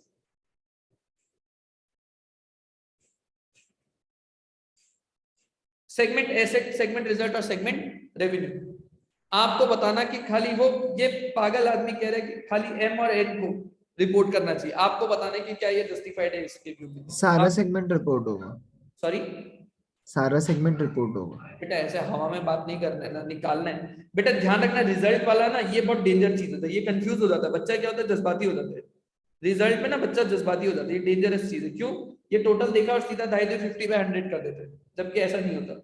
रिजल्ट के अंदर आप क्या करेगा, सारा पॉजिटिव को जोड़ेगा, 50, 10, 10 और 30 कितना आएगा 100, और सारा नेगेटिव को जोड़ेगा 190 और 10, ये कितना आएगा 200।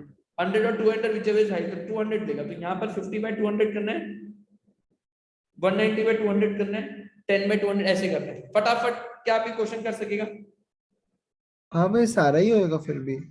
पी और क्यू में मतलब सेगमेंट एसेट में 10-10% हो गया, आर का सेगमेंट रिजल्ट हो गया ज्यादा 10% से, और सेगमेंट एसेट ओ का भी 10% से ज्यादा हो गया। ठीक है, आप बताओ ना, मतलब एक तो हवा में आप बोल रहे, ठीक है, आपने हो सकता है कि मैं मुख जबानी कर लिया होगा, बट बाकियों से मैं पूछ रहा हूँ कि क्या आप लोग ये क्वेश्चन कर पाएगा कि नहीं? हाँ भैया। हाँ सर। हाँ, उसके बाद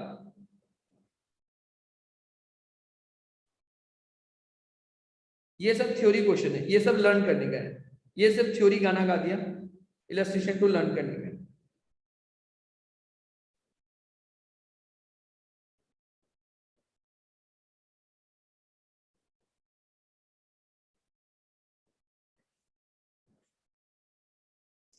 XYZ Limited has 3 segments, namely XYZ. The total assets of the company are 10 crore. Segment A has excess 2 crore, Y has 3 crore, and segment Z has 5 crore. Deferred tax assets इसके अंदर कुछ balances है। Deferred tax asset का please note, tax के asset को हम इसमें नहीं जोड़ते सेगमेंट रिपोर्टिंग के अंदर। ये 17 आपको मना करता है। ये 17 बोलते हैं कि हम टैक्स के, इनकम टैक्स के एसेट्स को आप सेगमेंट के रिपोर्ट में मत जोड़ो, उसको कंसीडर नहीं किया जाना चाहिए before determining whether the asset is reportable और नॉट। तो यू नो इनको हम एक्सेप्ट को और इनके कुछ इन्वेस्टमेंट्स को हम इंक्लूड नहीं करते सेगमेंट एसेट के अंदर, हम इनको दोनों को इंक्लूड नहीं करते, ठीक है ना। तो आप एक नोट लिख लो, मैं आपको लिखवा देता हूं यहाँ पे, ये A17 अंदर आप इसका स्क्रीनशॉट ले लेना, आप इसका स्क्रीनशॉट ले लेना। Notes, investments and income tax assets are not included in segment assets। ये नोट आप इसका स्क्रीनशॉट ले लो। किसी भी तरह का कोई इन्वेस्टमेंट और इनकम टैक्स के एसेट को एसेट्स के अंदर आप नहीं जोड़ते।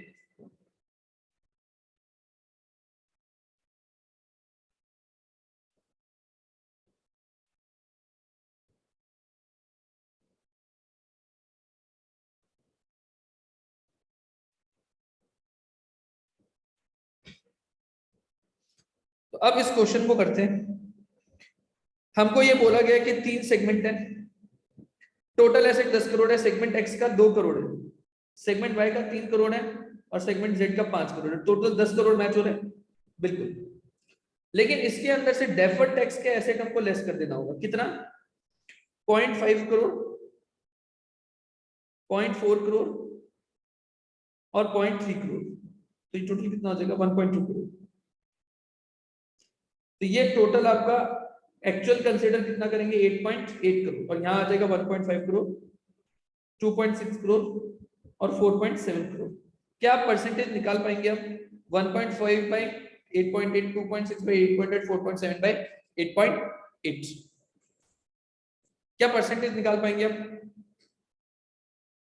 17.04। इसका 70% कैसे होगा बेटा? 17.17, 17.04, 29.54 हाँ 50% और 53.40। 53.40, ठीक है ना। तो क्या रिपोर्टेबल है? सारे ही रिपोर्टेबल हो गया। Whether अभी भी reportable- सारा segments reportable. Yes yes yes, ठीक है, ऑल सेगमेंट्स आर रिपोर्टेबल। यही आंसर है, ठीक है ना। इलस्ट्रेशन फॉर सेम जो अभी हमने कराया, सेम फोर्जिंग शॉप, ब्राइट बार, फिटिंग, 3 कर दिया, जगह चेंज कर दिया, फिटिंग डिवीजन आपस में सेम क्वेश्चन रूप बदल गया। जो अभी मैंने इलस्ट्रेशन दिया सेम क्वेश्चन रूप बदल दिया है, सेम। तो आप इस इलस्ट्रेशन को देखो और उसके बाद ट्राई करो, ठीक है। और बाकी ये थ्योरी क्वेश्चन है, थ्योरी क्वेश्चन को तो लर्न करना है कि इसके बैटरीज है, स्कूटर, कार, ट्रक, स्पेशलाइज है, तो इनको किन किन तरह का किस किस तरह का आपको जो है सेगमेंट आइडेंटिफाई करना चाहिए।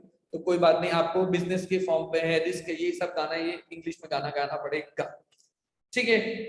तो ये बहुत ही थ्योरी स्टैंडर्ड है। एक क्वेश्चन जो ये मैंने पूरा करा दिया, इसको आप होमवर्क कर लेना, बाकी ये तो इजी क्वेश्चन है, बाकी इसमें कुछ सच है। नोट्स मैंने इसका आपको भेज दिया है, इससे कोई क्वेरी है तो आप पूछ सकते हैं।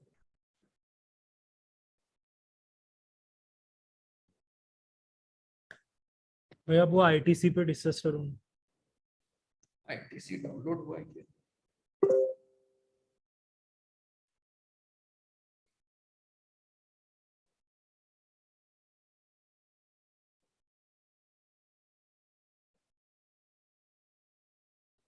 Notes to financial statement 152.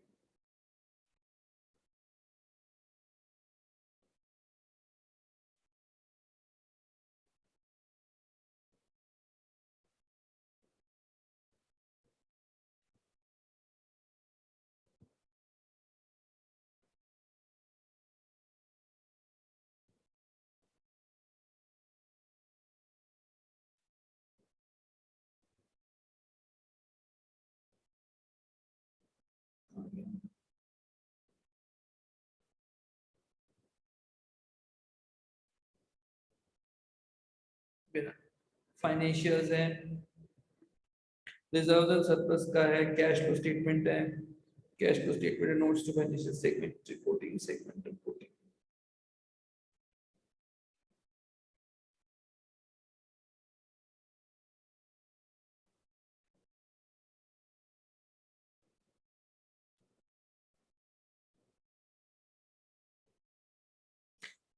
देखो operating segments are reported in manner CODM is responsible, segments are organised of business, ठीक है। ये देखो segment revenue being arise from this unallocated, ये सारा ये चीज दिख रहा है, ये सारा इसके बारे में थोड़ा थ्योरी ज्ञान दी, ठीक है। अब इसके नीचे इन्होंने सेगमेंट रिपोर्ट भी कहीं ना कहीं दिया होगा।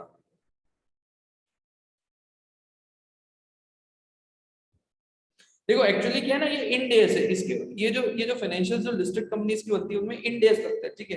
तो एग्जैक्ट आपको AS 17 और इंड एस में नहीं भी मिल सकता है, ठीक है।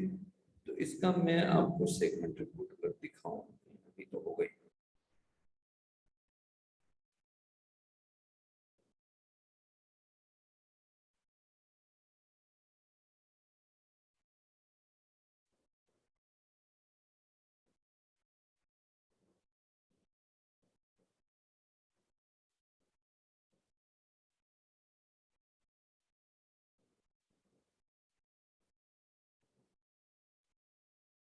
ये देखो इन्होंने कहा कि देखो हमने कितना कितना प्रोडक्ट्स FMCG के अंदर इतना इतना से कमाया, होटल के अंदर इतना इतना कमाया, एग्रीकल्चर को टोटल, ठीक है। तो ये हमारा टोटल है इतना। ये देखो ऑपरेटिंग रेवेन्यू 59,101.0 नहीं दिख रहा है, ये एकदम मैच करके देखो 59,101.0 नहीं, ठीक है। अदर इनकम अलग से दिखा है, एम्प्लॉय बेनिफिट, ऐसे करके खर्चों को भी इन्होंने ब्रेकअप किया होगा। ये थोड़ा ढूंढना पड़ेगा, मतलब इनको ना रिकंसाइलेशन सब हुआ होगा A to Z, ठीक है। ये दिखा ना जैसे रेवेन्यू ऐसे सातों बातें रिपोर्ट किया होगा, अभी जैसे हमने बनाया वैसे नहीं भी कर सकता है, बट द पॉइंट इज जैसे ये देखो ना, ये दिया हुआ है revenue from operations, sale of product करके इतना है, सेल ऑफ सर्विसेज करके इतना है, टोटल 59,101.09 है। इसी को ब्रेक करके बता दिया कि FMCG में सिगरेट से कितना आया, ब्रांडेड पैकेजिंग करके कितना है, अदर्स के कितना आया, होटल से कितना इनकम आया, एग्री बिजनेस से कितना आया, पेपर बोर्ड पैकेजिंग से कितना है। आई होप ये समझ आ रहा है आपको कैसे ये इनका बड़ा चौड़ा रिपोर्ट होता है, तो कहीं ना कहीं सारा पॉइंट इसको रिपोर्ट करते थोड़ा माथावची करना हो, समझा। अभी मिल जाएगा और भी ढूंढेगा तो।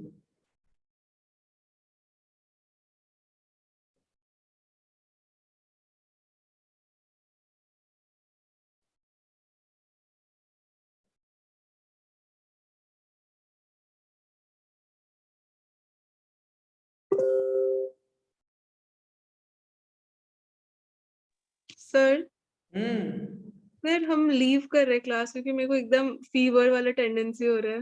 हाँ ठीक है, ये वैसे भी AS खत्म हो चुका है, अभी हम खाली थोड़ा प्रैक्टिकली दिखा रहे हैं, ठीक है ना। हाँ हाँ सर। ये सब ESOPs की बातें ये लोग कर रहे हैं। हाँ देखो सेगमेंट रिपोर्टिंग क्या बात है, पूरा रिपोर्ट मिला हमको। देखो देखो देखो बच्चों, देखो जो अभी हम दिखाया वही सारा है। सेगमेंट रेवेन्यू ग्रॉस, ये एलिमिनेशन करके ग्रॉस रेवेन्यू 59,101.09 मिला, कोई नहीं बोल रहा अभी। हाँ अच्छा, हाँ मिल गया। ये देखो तो मिल गया, कहाँ बोल रहे हो, पूरा हाँ मिल अच्छे से गया, दिया हुआ है देखो, 59,101 मिल गया। पूरा मिला। फिर उसके बाद सेगमेंट रिजल्ट प्रॉफिट वॉफिट मिला के बनाया देखो, ठीक है। Profit before tax and allocated expenses, ये सारा अदर इंफॉर्मेशन है। एसेट सेगमेंट लायबिलिटी देखो दिख रहा है। उसके बाद कैपिटल एक्सपेंडिचर कितना कितना सेगमेंट में किया, डेप्रिसिएशन अमोर्टाइजेशन कितना कितना किया, non cash expense other than depreciation कितना है। ज्योग्राफिकली देखो 3 बातें रिपोर्ट किया होगा, with in India outside India कितना है, नॉन करंट कितना है। अभी देखो 59,101.09 मैच हो रहा है सबसे। तो ये सारा इन्होंने यहाँ डिस्क्लोज किया, और नोट्स में और भी फर्दर डिस्क्लोजर किया हुआ है कि भाई हमने कैसे सिलेक्ट किया, ये कैसे होगा, ये सारा ज्ञान इसमें लिखा हुआ है। तो मैं यही चाहता था, यही एक्चुअली मैं दिखाता था, क्योंकि ITC में बहुत प्रोमिनेंटली आप देख सकते हैं, बाकी में थोड़ा ना ढूंढना डालना पड़ता है। बताओ समझ में आया कि नहीं। यस भैया। हाँ हाँ भैया। समझ गया।